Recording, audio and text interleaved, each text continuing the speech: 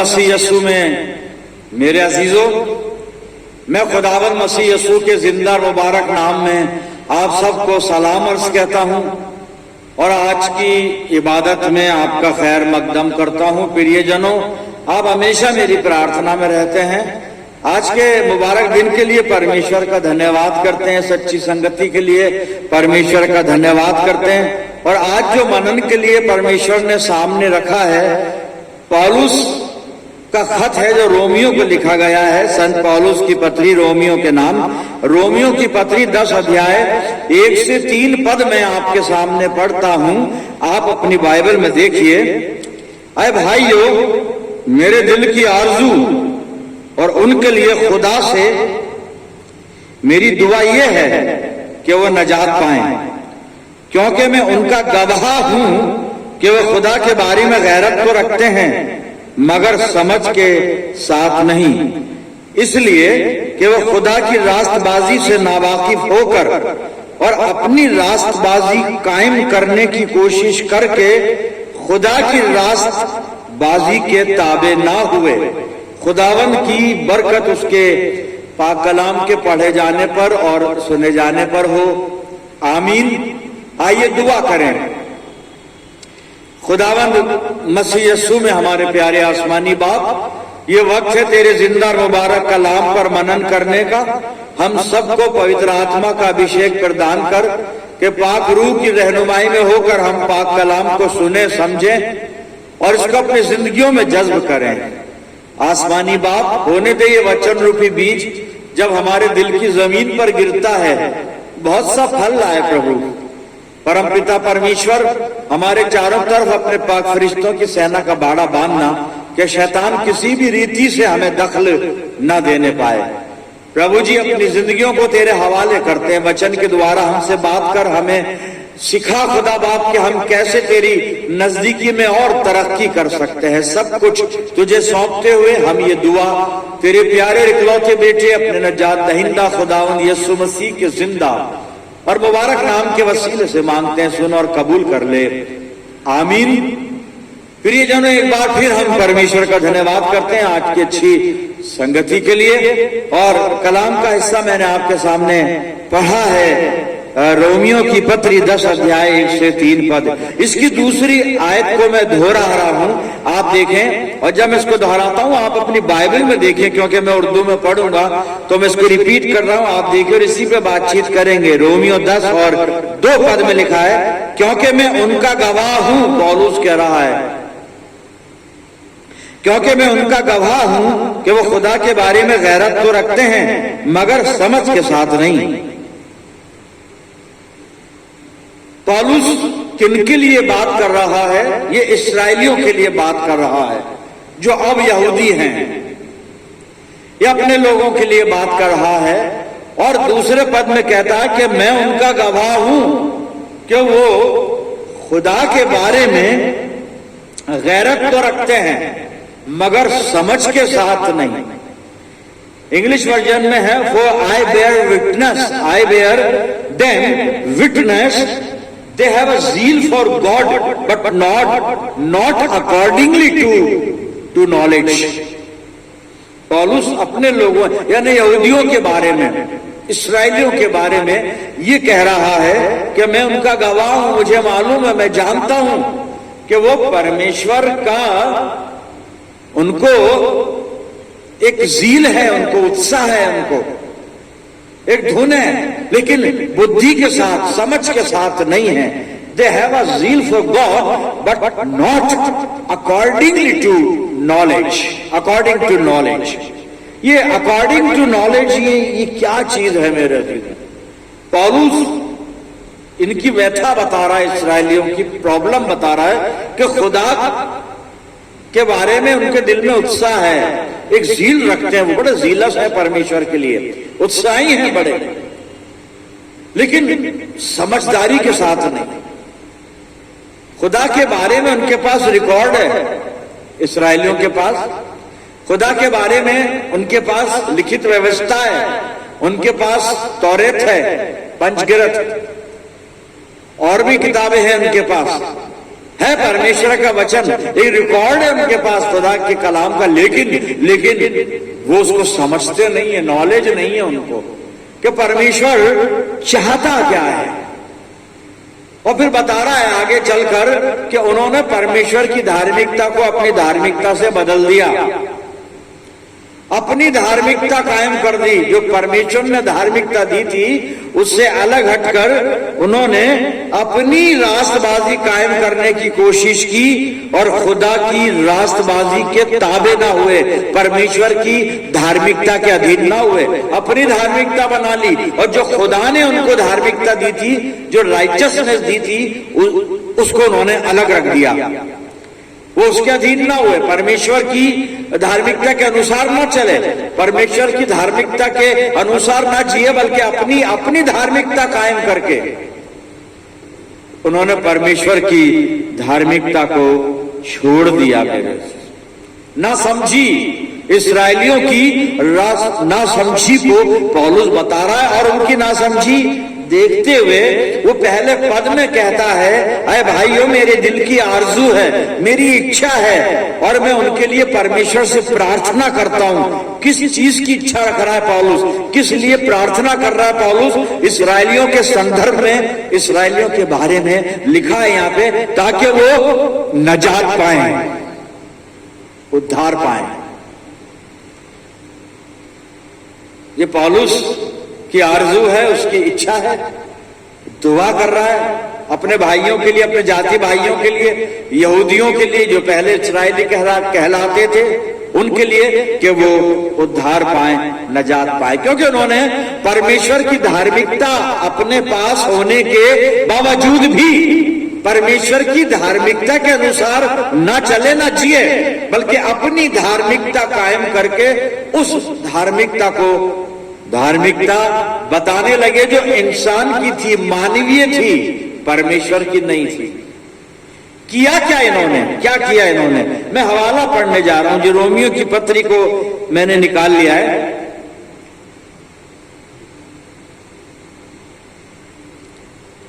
और रोमियो 1 अध्याय मैं खोल रहा हूं और इसका 21 से 23 पद में पढ़ूंगा, आप सुनिए इसको। रोमियो 1 और 21 से 23 यहां लिखा है, इस कारण कि परमेश्वर को जानने पर भी उन्होंने परमेश्वर के योग्य बड़ाई और धन्यवाद न किया, परंतु व्यर्थ विचार करने लगे, यहां तक कि उनका निर्बुद्धि मन अंधेरा हो गया। विचार क्या थे उनके, सुनिए। वे अपने आप को बुद्धिमान जताकर मूर्ख बन गए, ये पहली गलती की। फिर और अविनाशी परमेश्वर की महिमा को नाशवान मनुष्य और पक्षियों और चौपायों और रेंगने वाले जंतुओं की मूरत की समानता में बदल डाला। ये गुनाह किया साहब इन्होंने। और जब ऐसा किया तो परमेश्वर ने इनके साथ क्या किया, वो मैं रोमियो 1 और 28 पद पढ़ रहा हूं, सुनिएगा। जब उन्होंने परमेश्वर को पहचानना ना चाहा तो परमेश्वर ने भी उन्हें उनके निकम्मे मन पर छोड़ दिया कि वो अनुचित काम करें। ये साहब खुदा बाप का ये असूल है, जब कोई लाख समझाने के बाद भी परमेश्वर को समझना नहीं चाहता है तो खुदा उसको उसके निर्बुद्धि मन पर छोड़ देता है, उसकी अपनी इच्छा पर छोड़ देता है कि अब तुम अगर गुनाह में खुश रहना चाहते हो तो अब गुनाह में पड़े रहो। और परमेश्वर ने यही किया इस्राएलियों के साथ। ये कभी भी मन की गहराई से परमेश्वर की तरफ नहीं फिरे मेरे अजीजों, ये नहीं फिरे। खुदा को जानने के बाद भी मूर्खता की, खुदा को समझने के बाद भी बेवकूफी की। एक छोटा सा रेफरेंस बाइबल में से मैं आपको संक्षिप्त में बताना चाहूंगा। न्यायों की पुस्तक के 13 अध्याय से एक इतिहास की एक घटना शुरू होती है और वहां पर दानियों के वंश का एक व्यक्ति है मानोह, उसकी पत्नी बांझ है और इस्राएलियों की हालत ये है कि ये फलिस्तियों के अधीन है, ये उनके अधीन है ये। पर खुदा चाहता है इन पर रहम करके इनसे प्रेम करता है कि इन्हें फलस्तियों के हाथ से छुड़ाए। फिलिस्ती फलस्ती एक ही चीज है, भाषा की बात है। और तब परमेश्वर ने अपनी योजना के अनुसार मानो की बांझ पत्नी से एक पुत्र को जन्म दिया। परमेश्वर ने एक पुत्र को भेजा, वो बांझ पत्नी थी मानो की, और उसके ये बेटा हुआ शिमशोन, हम सब जानते हैं। और परमेश्वर ने उसको मानो उसकी पत्नी को ये निर्देश दिया कि ये जो है ये परमेश्वर का नजीर होगा ये, और इसलिए तुम बड़ी परहेजगारी से अपना जीवन व्यतीत करना और इस बच्चे को भी बिल्कुल परहेजगारी में पालना, और एक खास बात कि इसके सर पे कभी उस तरह मत फेरना। परमेश्वर का नजीर होगा। नजीर का मतलब वो व्यक्ति जो परमेश्वर का भय लोगों को दिलाए, जो लोगों को बताए कि भाई खुदा है, खुदा के खौफ में तुम्हें रहना चाहिए। ये नजीर, इसका मतलब ये है नजीर का मतलब। खैर शमशोन पैदा हुआ, या शिमशोन, सैमसन इंग्लिश में, और उर्दू में शमसून है, हिंदी में शिमशोन है। और ये सब पैदा हुआ तो बड़ा हुआ, और जब बड़ा हुआ जवान हुआ, और उसने कई बार फिलिस्तियों को मारा, कई बार मारा। फिलिस्ती से डरने लगे। लेकिन ये परमेश्वर को जानने के बाद भी, ये बात जानने के बाद भी कि मुझे परमेश्वर ने एक योजना के अंतर्गत इस संसार में भेजा है, सब कुछ समझने के बाद भी इसने परमेश्वर के उस इंतजाम को ठुकरा दिया और दुनियादारी में ये डूब गया। साहब संक्षिप्त में बता रहा हूं मैं। और आगे चलकर हम जब न्यायियों 15-16 अध्याय में आते हैं तो यहाँ पे पता चलता है कि ये दलीला नामक एक स्त्री के प्रेम में गिरफ्तार हो गया, और उस स्त्री ने से इसकी ताकत का राज पूछा। वो हम जानते हैं इसकी कहानी को, मैं तो शॉर्ट में बता रहा हूँ, बड़े शॉर्ट में, क्योंकि ये रिलेवेंट है हमारे इस तथ्य से कि उन्होंने परमेश्वर की धार्मिकता को अपनी धार्मिकता में बदल दिया। इसराइलियों ने, शमशून यही कर रहा है। खुदा ने इसको एक प्रोजेक्ट दिया, एक मिशन दिया है, इसको एक उद्देश्य के साथ भेजा है, लेकिन ये प्रभु के, खुदा के उस मिशन को चेंज करके अपना मिशन शुरू कर रहा है, दुनियादारी में लिप्त हो गया। साहब खैर दलीला ने इसकी ताकत का राज पूछ लिया और इसके सर की सातों लटें मुड़वा दी, और तब इसका हश्र किया हुआ वो मैं पढ़ने जा रहा हूं। मैं न्यायियों की पुस्तक को मैंने खोल लिया है, और अब इसका 16 पद, 16वां अध्याय, पद नहीं 16वां अध्याय मैंने निकाल लिया है, और 16वें अध्याय के 18 पद से मैं पढ़ रहा हूं, आप सुनिएगा। ये देखकर कि उसने अपने मन का सारा भेद मुझसे कह दिया है, दलीला ने फलिस्तियों के सरदारों के पास कहला भेजा, अब के बार फिर आओ, क्योंकि उसने अपने मन का सब भेद मुझे बता दिया है। तब फलिस्तियों के सरदार हाथ में रुपया लेकर उसके पास गए। तब उसने उसको अपने घुटनों पर सुला रखा और एक मनुष्य बुलाकर उसके सिर की सातों लटें मुंडवा डाली, और वो उसको दबाने लगी और वो निर्बल हो गया। तब उसने कहा, है शिमशोन, फलिस्ती तेरी घात में है। तब वो चौंक कर सोचने लगा, मैं पहले के समान बाहर जाकर झटकूंगा। वो तो ना जानता था कि यहोवा उसके पास से चला गया है।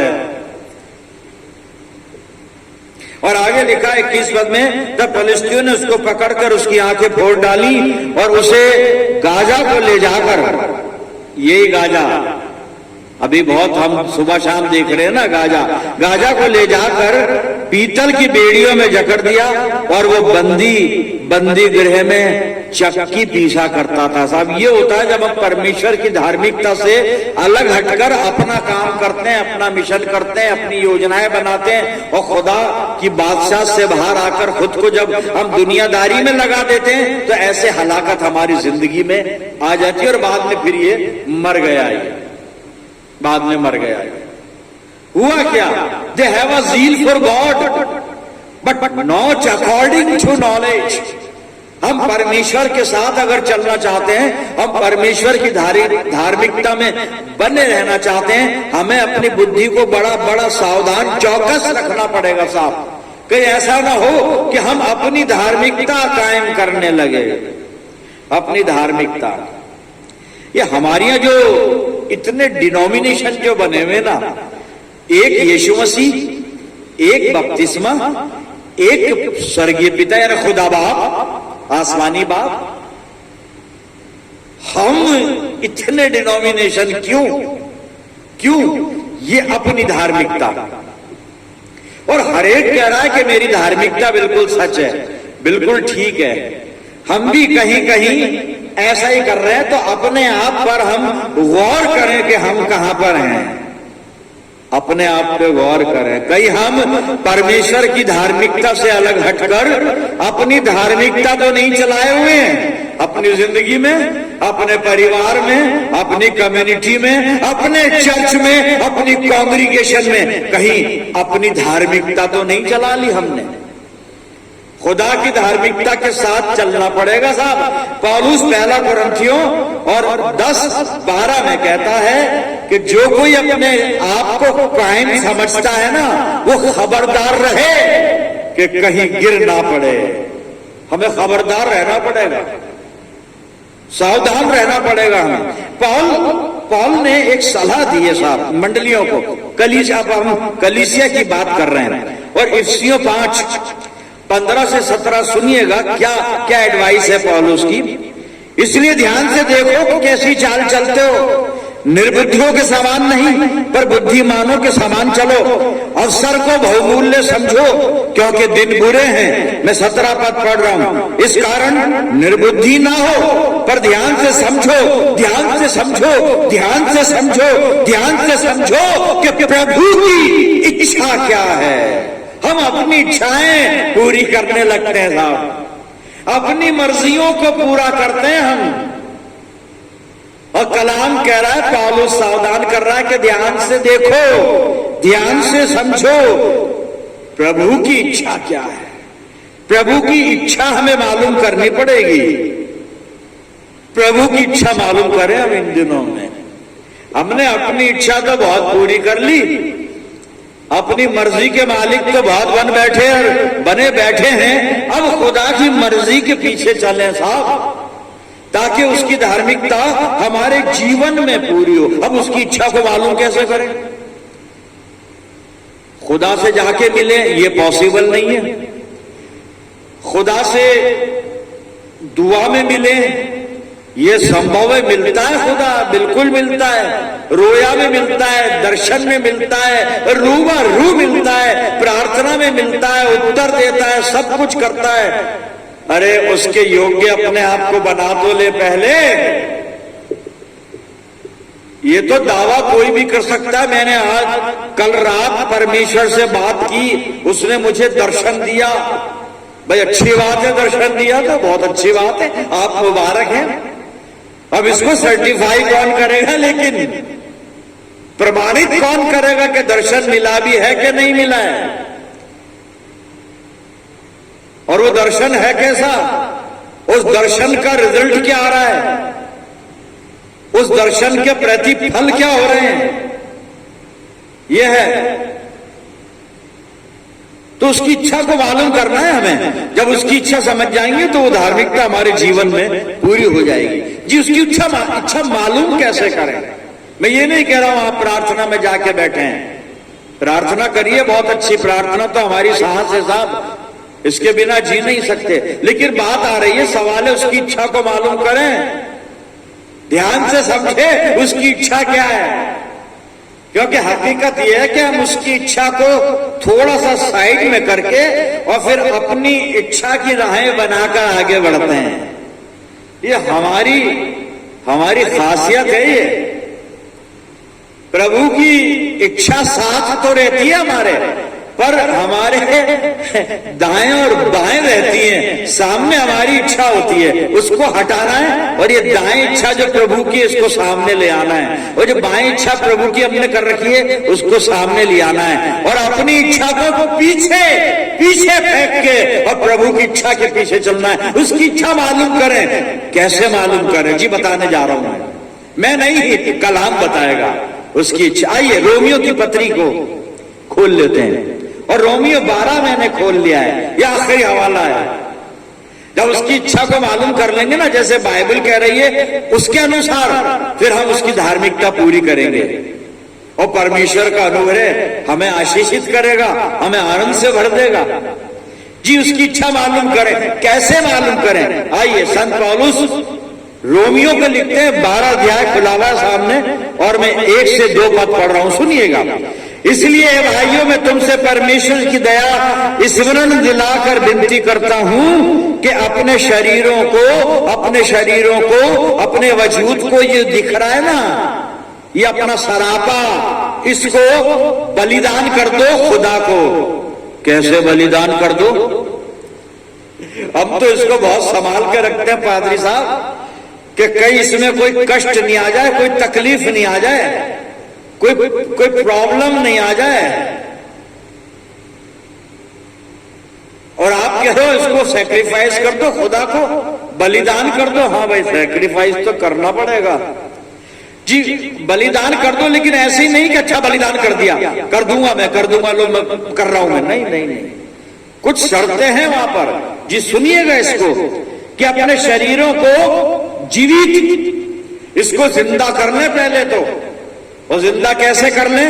कि जो गुनाह अंदर है ना, तो उस गुनाह को बाहर कर दें, पुरानी इंसानियत को मार दें, नया जन्म लें, नई सृष्टि बने, अपने आप को जीवित बना ले। तो पहली चीज जीवित और पवित्र, पाक भी बनाना है इसको प्रभु यीशु मसीह के लहू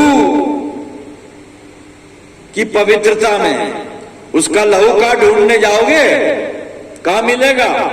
कौन से ब्लड बैंक में मिलेगा जी? उसका लहू जो है ना, इनविजिबल है, उसकी सामर्थ्य काम करती है। लहू तो बहा दिया उसने, और लहू बहकर अब अपनी सामर्थ्य में सबको पवित्र कर रहा है। अगर मैंने प्रभु यीशु को ग्रहण कर लिया तो उस लहू ने मुझे पवित्र कर दिया। शर्त यह है, ग्रहण किया हो, यीशु को ग्रहण किया हो। अजी पौलुस कह रहा है यीशु मसीह को पहन लो। ये FW फिलिप ने तो गाउन पहना है, यीशु को कहां पहना? इसने पट्टा पहना है, यीशु को कहां पहना? इसने क्रॉस पहनी है, यीशु को कहां पहना? इसने कपड़े पहने, भाई यीशु को पहन लो, यीशु को पहन लो। वो यीशु का पहनना दिखेगा नहीं, अंदर होगा। यीशु मन में होगा, रगों में होगा, रग रग में होगा। और पौलुस कहता मैं नहीं, यीशु मुझ में जीता है, वो हम में जिएगा साहब। तो अपने आप को जीवित, हम पढ़ रहे थे, पवित्र और परमेश्वर को भावता हुआ, जो परमेश्वर को पसंद आए, बलिदान करके चढ़ाओ। पहला काम तो ये करना है। बहुत मुश्किल काम है, बहुत मुश्किल काम है जी। मैं प्रचार कर दूंगा, कितने घंटे मुझसे बुलवाना चाहते हैं आप, बोल दूंगा मैं। मुझे 3 घंटे कंटिन्यू बोलने का एक्सपीरियंस तो है, गुड फ्राइडे पे कई बार बोला है। 3 घंटे से ज्यादा मैं कभी नहीं बोला, तो इसलिए मैं यहां से झूठ नहीं बोलूंगा कि मैं 6 घंटे बोल सकता हूं। नहीं साहब, ऐसी जगह खड़ा हूं मुझे मालूम है मैं कहां खड़ा हूं। 3 घंटे मेरी कैपेसिटी है, पानी नहीं पीऊंगा, बिल्कुल तारीफ नहीं है, मैं पवित्रता बता रहा हूं। हम जब इस जगह पर है ना, इस स्थान पर, we have to maintain sanctity of this place. यहाँ पानी खाना ये नहीं चलता है यहाँ पे। यहाँ सिर्फ वो जीवन का जल प्रभु यीशु मसीह बस वो है, उसको पीते रहिए और बोलते रहिए जी। वो बोल दूंगा, आसान है मेरे लिए, बोलने की प्रैक्टिस है।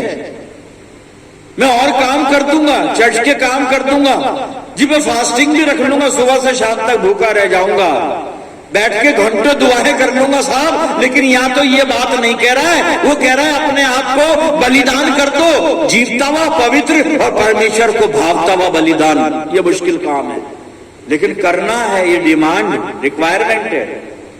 एक तो ये कर दो, अब ये कर दोगे, उसके बाद सारी समस्याएं हल हो जाएंगी। और इच्छा मालूम करने की बात कर रहे हैं, वो खुद ब खुद प्रोसीजर जो है ना, वो शुरू हो जाएगा जी। अब मैं दूसरा पद पढ़ रहा हूं, इस संसार के सदृश ना बनो। अब दुनिया में रहते हैं पादी साहब,